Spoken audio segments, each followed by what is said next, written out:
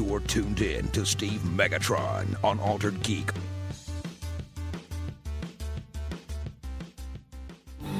Altered Geek. Get altered. Geek. Altered Geek. From Star Wars to Star Trek, comics to tech. Altered Geek. Get altered. Geek. Altered Geek. Pull up a chair 'cause you're an altered geek.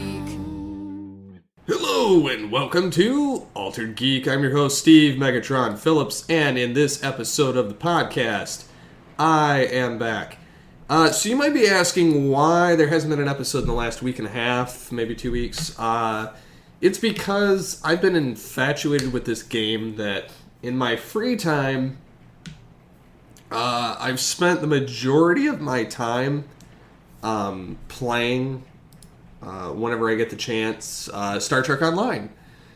I just recently got back into this game, and it's kind of amazing. I've managed to, pretty much any time I get off work, I'm not with my family, and I'm sitting by myself, I sit here and I play this game, and I've been doing that for the last, I don't know, it's the 20th now when I'm recording this. I've been playing it since the beginning of the month. If you're hearing the thunder, there's a thunderstorm going on while I'm doing this. So anyways, I've been playing this game, and it's been interesting. I've managed to level myself up to level 57. I'm currently in the process of trying to get to level 58 so that I can continue with the missions. For those that don't know, there's like a Klingon War, like the Wasteland of the Galaxy, Romulan Mystery, Cardassian Struggle, Breen Invasion, Borg Advance, New Romulus, Solani, Dyson Sphere, because you're dealing with like the Iconians and the Dyson technology. Yesterday's War, which is a lot of time travel. Delta Quadrant. I'm currently in the Iconian War. There's a lot of Star Trek Voyager interaction and TNG and DS9. So it's been kind of fun. I'm about, I'd say about a third of the way through the Iconian War, and then there's 2 more missions: Future Proof, which is all time travel stuff, and then New Frontiers, and then a new expansion is unlocking on the 25th of this month. And currently I've gone through the process of a multitude of ships. I've gotten the Reliant, I've gotten the original Enterprise, Enterprise A, like a Stargazer-based setup for another ship, Enterprise C, D, E. Pretty much after that, you have to buy them. It gives you like these as you upgrade in skill, the ability to kind of upgrade your ships. You get an option, you get to customize that, your character. So there's a plethora of things to do in the game. And so anyways, once you start getting up there, the battles get harder. I've blown this ship up more times than I can count. Learning to play the game has been possibly the most difficult thing in the world. Yeah.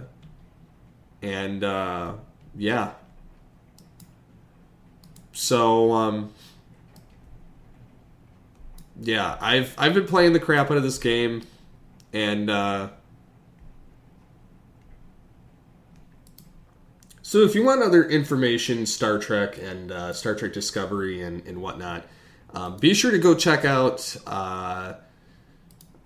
Future Imperfect over on This Week in Geek, and Altered Geek. I have it posted both places. So yeah, there's been some stuff. For one, the Star Wars trailer dropped. Not quite sure what to make of it yet, to be honest. And it's interesting. You have Luke and he basically talks about the fact that the Jedi need to die or go away, which is a little bit surprising, but not at the same time, because think about how screwed up the Star Wars universe is because of the Sith and the Jedi. Whereas if they would have just harnessed the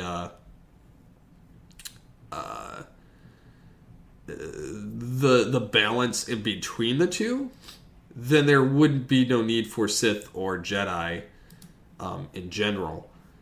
But the trailer is about 2 minutes long, 2 minutes and 12 seconds.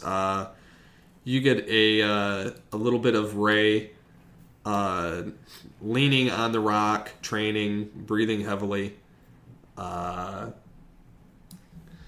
Luke's telling her to breathe, and it shows like a panning of the mountain on Ahch-To, and he's just calmly telling her to breathe. Basically, kind of the Yoda-ish scenario. Tells her to reach out. She's making the rocks lift up off the ground, and he asks her what she sees, and she sees there's Kylo looking at a star map. There's Vader's smashed helmet, somehow. You hear Obi-Wan saying dark side, and then she says darkness. And then there's something else that's like Yoda's symbol from the Rebels, and she says the light. And she says the balance, and then Luke says it's so much bigger, and you see like them training with lightsabers and these new like land speeder things, which are pretty cool with like red smoke coming out. You get to see Finn in a stasis pod. You get to see lightsabers. You get to see the burning scenario from the last movie, from Rey's vision. And Luke says there is one truth. And he says it's time for the Jedi to end. And then it goes on from there to say Star Wars, The Last Jedi. So I'm betting that they won't focus on Sith and Jedi after this movie, or at least they're going to try not to. And go back to like the, they're just Force users or casual Force users, and everybody's kind of very I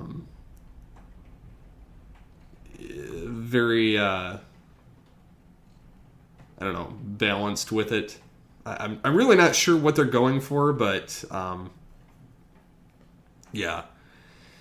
If Luke's bringing balance to the Force, this is kind of an interesting thing.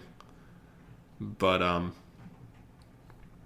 yeah, it looks pretty sweet. I can't wait to see this. I'm gonna end up seeing it probably not the week it comes out, because it always falls on my wife's birthday, which generally that's when Star Trek fell back when it used to come out around those times. But yeah, it's definitely looking like it's going to be a pretty fun ride on that.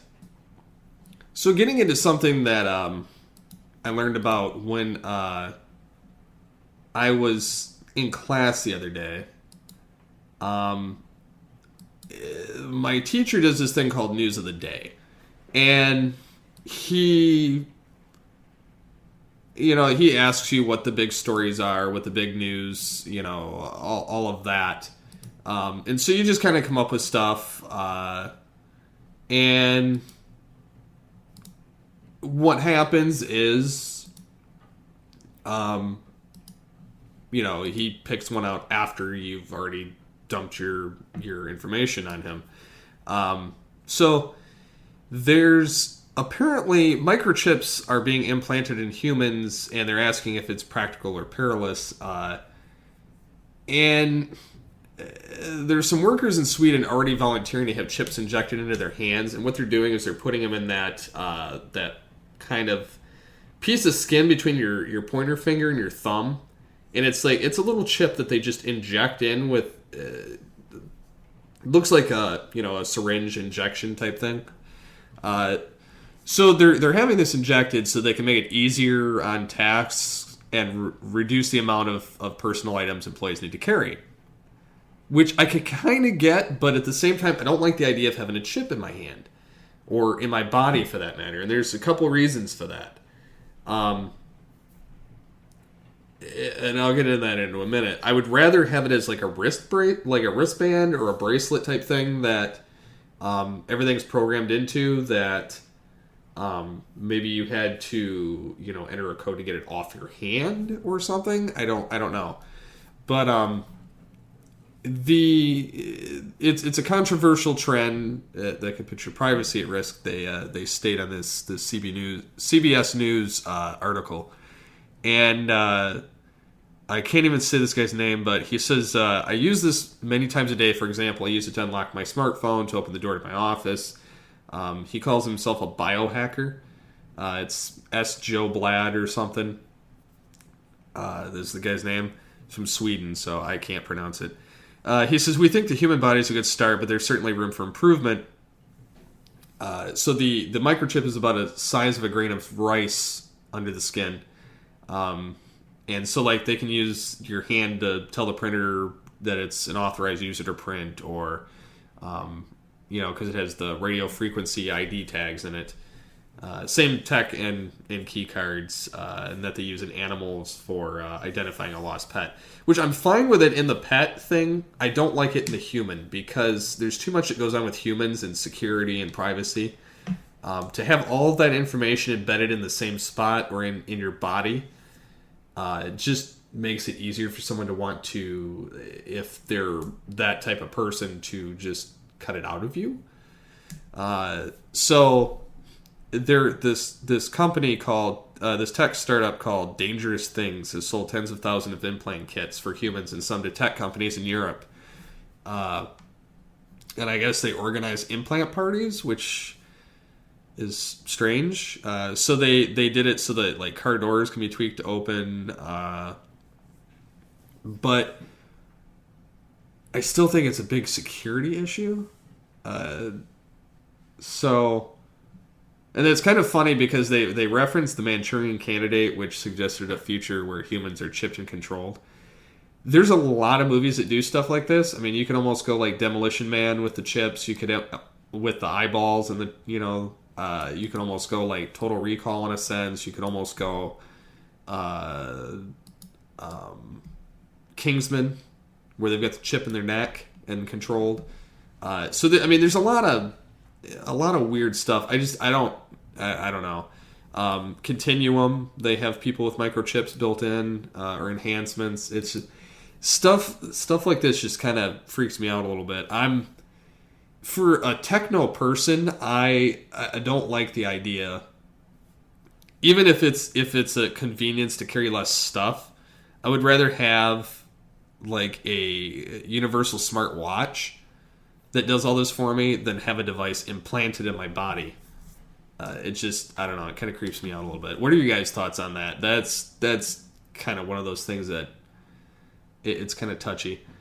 So a little bit into gaming besides the Star Trek Online. Apparently Nintendo is working on a SNES Classic Edition, which will launch by Christmas.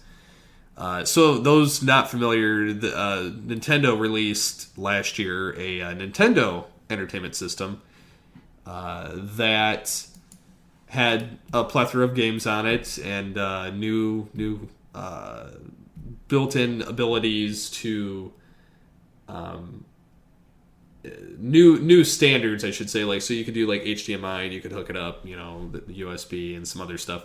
But it was very much a very compact Nintendo, and so apparently they're working on an SNES Classic Edition, which will launch by Christmas. So I'm kind of actually looking forward to this more so than the NES, because I grew up in the age of like the Sega Genesis and the Super Nintendo.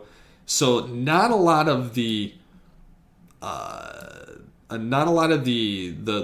classic Nintendo resonates with me. I grew up very much on this stuff, so like it's something I would look forward to. Now, this particular website, WWG Division of comicbook.com, they have like a mini hype gallery. I don't know if it's actually legit from Nintendo or not.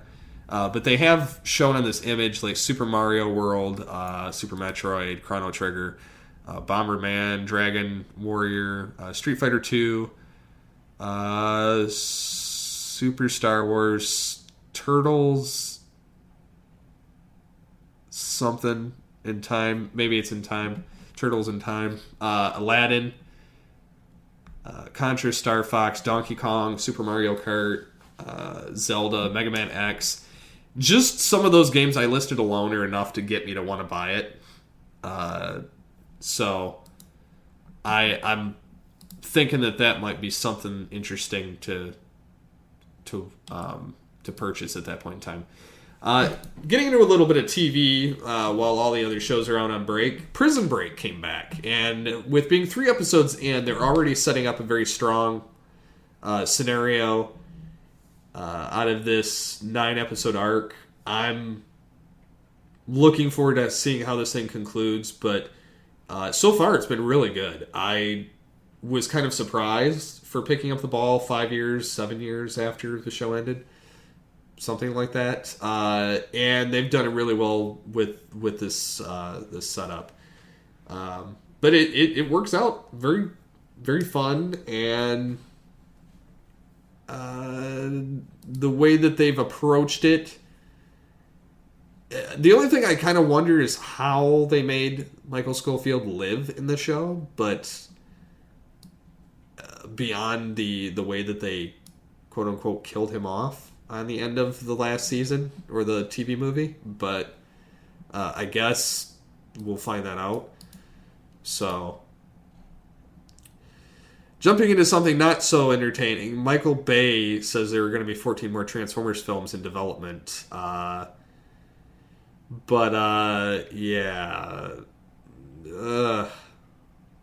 This, I don't understand why they want to slate it out that far.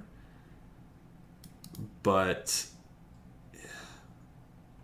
and I guess Bay, says that he's leaving after the last night, but he might do a solo film, which is just code for I'm not leaving.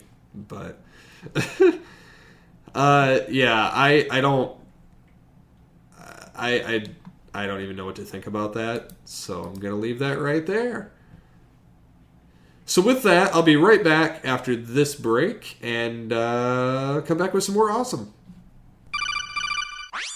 Do you want to interact with the show? Well, you can get a hold of us in the following ways. You can email us, feedback@alteredgeek.com, or you can fill out the form on the website on alteredgeek.com. You can also get on the episode post on alteredgeek.com and make your comments there. You can, of course, get a hold of us on the social media, Facebook @AlteredGeek, or on Twitter @AlteredGeek. And, of course, you can find the show on the following locations. You can get it on iTunes, on Google Play, on Stitcher, and on TuneIn, Blog Talk Radio, as well as alteredgeek.com. And now, back to the show. And we're back. So, on the last episode that was released, there were some comments. And I believe the last one I released was the Geek News TV Revival Superheroes Return to Gaming, with the big plastered image of my second starship from Star Trek Online. And I made some comments about Star Trek Discovery and the fact that there's still no tentative release date for it, which I find to be a little irritating. I realize they're not on a time constraint because it's going to be going on their app, their digital platform, and not on television, so they're not on a strict scale, as it were, of when it has to be out. But Eric Hutchinson says, I want Star Trek Discovery to be good, but with the news today that is getting delayed even further, I have no hope it is ever coming out. There's zero buzz for the series, which I don't understand. A new Trek show has been demanded for so long. Why does no one seem to care? I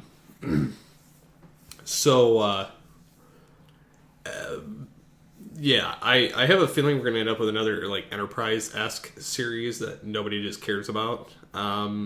If you want more detail on that, be sure to check out the Future Imperfect episode I did with Mike Dodd from This Week in Geek, which we kind of cover all the bases of Discovery and then go into Star Trek Online.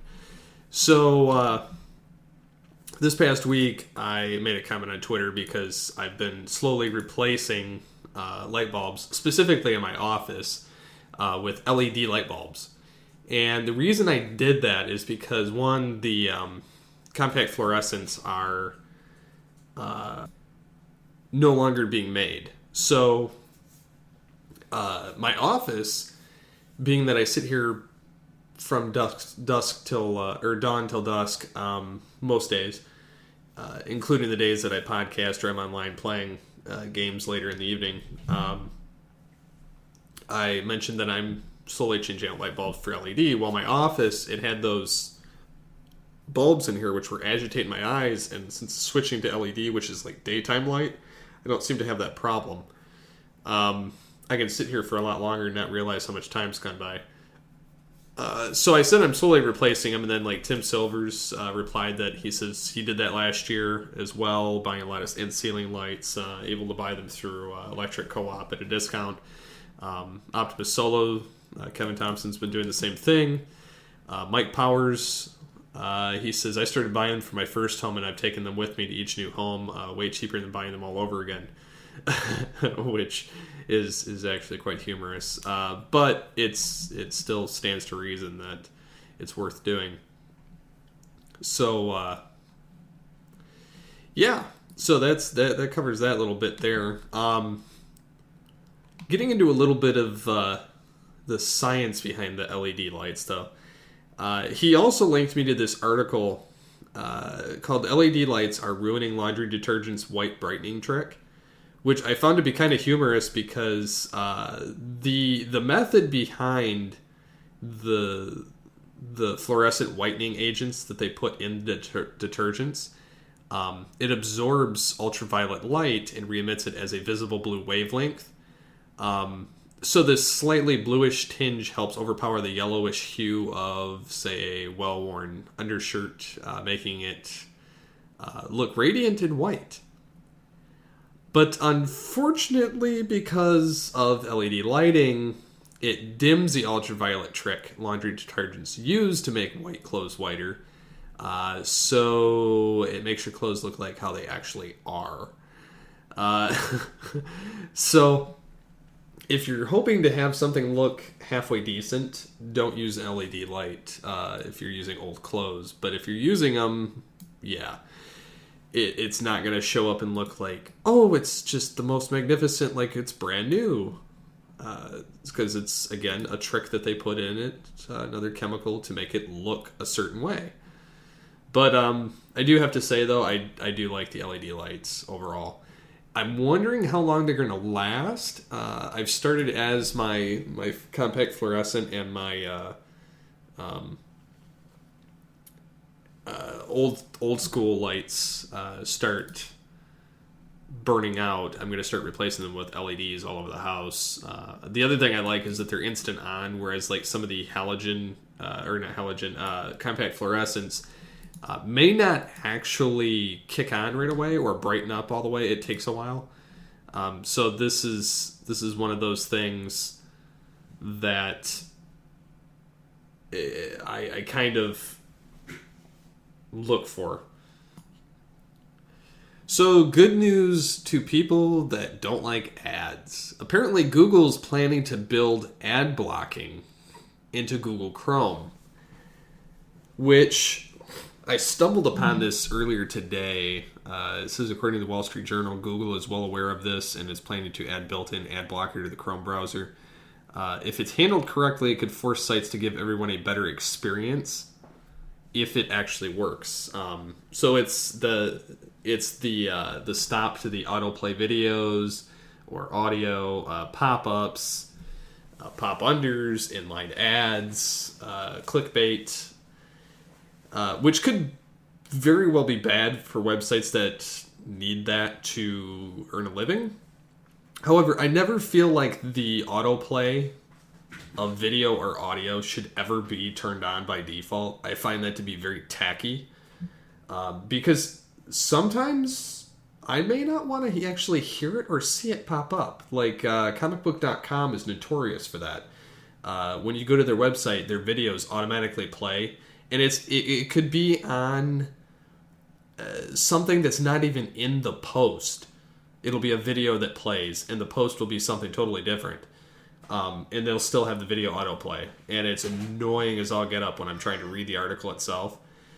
So I actually have a disable thing built in, an extension, because I'm so sick of seeing that happen. And then there's a bunch of ads all over the place on stuff, and so I have that disabled as well, so I no longer see it on anything. So it frees up that bandwidth and frees up my screen space. So apparently the plan, though, is that for both mobile and desktop versions, the ad blocking system would be turned on by default, but it wouldn't filter out all ads, only the ones that don't comply with the Coalition for Better Ads list of standards. For instance, like I said, auto-playing video ads with sound and large sticky ads would be out. So like those annoying ones, too, that just play on their own constantly, even though you never clicked on them even once, that hide themselves further in the page. So it says the company is reportedly still deciding whether or not to block individual ads or all advertising on any site that doesn't meet the threshold of consumer acceptability. But it says they don't want people downloading ad blockers anymore that they don't have control over. So the concept is they're going to not let you do that, and kind of like the YouTube downloader video extensions that used to be able to be put in, and then Chrome's like, you can't download from YouTube, but you can go to Firefox and do it, or a website. So they're saying that as many as 26% of desktop users have some sort of software to hide advertisements, and it doesn't want that number getting any larger. So they're going to preemptively go in and get rid of the ads themselves. Because apparently they don't like AdBlock Plus, or certain things like that. I personally use AdGuard Ad Blocker, which it doesn't detract from any of the links, like text links or that are advertisements or anything like that. It just cuts out all those bulky graphics or videos that play on their own all over the place. And then I have the disable HTML5 autoplay installed so that I don't have to see any of audio or video play on its own.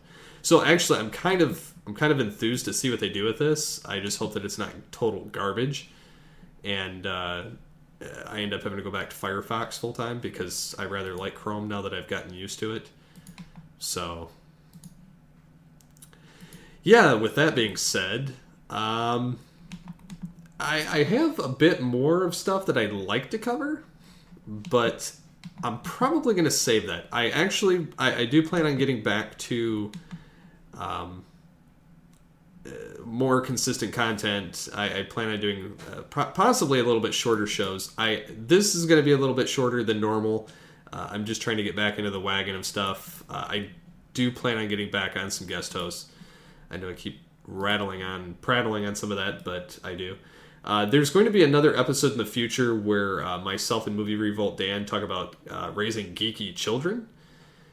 So that'll be a segment or a piece on one of the shows in the near future, I hope. And so with the TV series ending for the season, I'll definitely be covering that as soon as that comes up. And I guess just to kind of round it about here before I go, 5 studios are trying to win the distribution rights to James Bond. Because apparently in 2006, Sony Pictures Entertainment has had the distribution rights exclusively since that point, and they've collected $3.5 billion in worldwide box office. But apparently, Warner Brothers, Universal Pictures, 20th Century Fox, Annapurna, I've never heard of it. Upstart Finance, led by the Oracle heiress Megan Ellison. Not competing for the business are Paramount and Walt Disney, which neither one wanted. So This is MGM and Eon, which stands for Everything or Nothing, are only offering a one-film contract. The expired Sony deal was for 4 movies. MGM, which is owned by private equity firms, including Anchorage Capital Partners, probably wants to keep its options open, as it considers a sale or public offering. Could be interesting. It should be noted that the franchise has been around forever, so whoever ends up with it's going to start making bank. But that's all for now. That's all I'm going to cover tonight. And so until next time, get altered, get geeky with the Altered Geeks.